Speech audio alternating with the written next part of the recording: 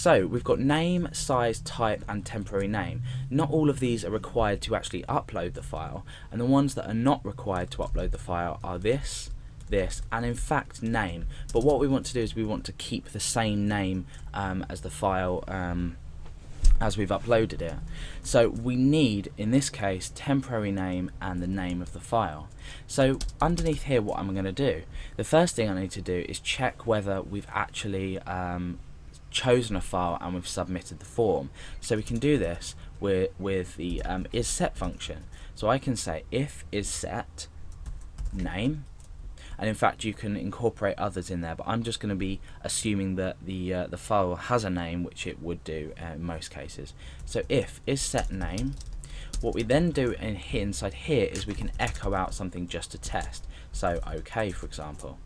So if we come back to our form as it is and we don't select a file and I click submit, it is set.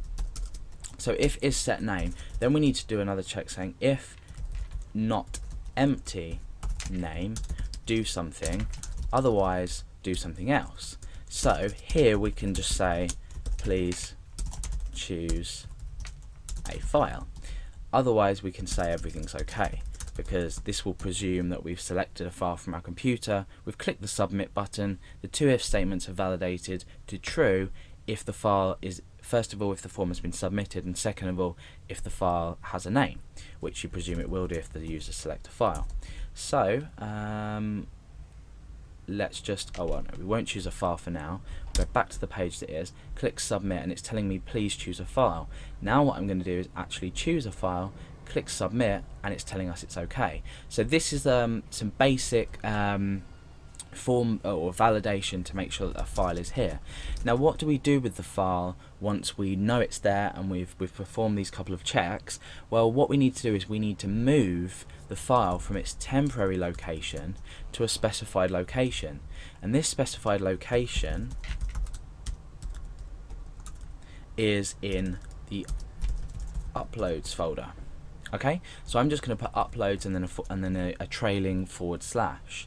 Now what we need to do is we need to use a function called move uploaded file, and we need to give it two parameters. The first one is the temporary location, which is temporary name. In fact, before we do all this, let's just kill the page there and echo out the temporary name so you can get a general idea of where it's being stored. So let's just pick that file there and click submit. You can see that this is being stored in c:\examp temp, and the file name is php c279.tmp. This is the file that we've just uploaded. However, it's in an unusable format and it's not in the location we want it in. So let's get rid of that and we won't kill our page anymore. So move uploaded file, you need the temporary name as the first argument to this function, and the second is the location. So I'm going to say location. Now we do need to add something else onto this. We need to give it a name. So fair enough, we're uploading to the uploads folder, but now what we need to do is append on the end of it a file name here. Now obviously we already have the file name, so we don't need to specify that ourselves. It's just simply name, because we're taking the file name of the file we've uploaded. So to make sure this works a bit better, I'm going to enclose this function in an if statement, and then if the file is successfully uploaded, I'm just going to echo uploaded. Okay, so now let's test this out. Let's go back to upload.php. I'm going to click submit and it's telling me to please choose a file, so that's just testing our validation. I'm going to choose this image called worsley_nicola.1.jpg, and if we go back to our in fact we'll just quickly go back to our folder and make sure there's nothing in here. So there's nothing in here at present, so let's choose that file and click submit, and it says uploaded. So we've processed everything that we've written already with no error. Now for the interesting part, let's go back and have a look at this uploads folder and see if it's uploaded, and in actual fact it has. So we can click on this and preview it in our browser, but we've successfully uploaded a file. Now let me just take you through the stages again. We grab the name of the file itself, which is here and here, and we grab the temporary name, or this is the temporary location rather. Then what we do is we're checking if the form's been submitted. Then we check if Then we check if the file exists, so have they selected a file. We specify a location in a variable, which is the uploads folder. So this corresponds to the folder here. And then what we do is we say if this is successful, if this function is successful, and while we're performing this if statement we're calling it as well. So we're uploading from the temporary name and we're renaming it into this location with this file name here.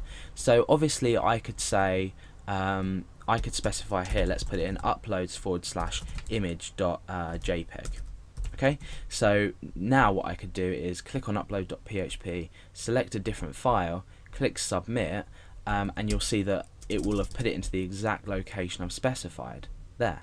However, what we want to do is we want to do it based on the file that the user is uploading, and obviously I've just stored this in a different variable.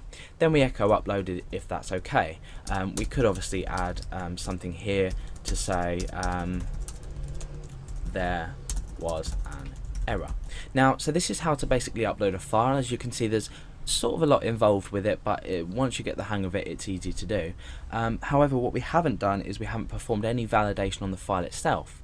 So as it stands, I could upload a PHP file, I could upload an exe file, I could upload anything I basically want.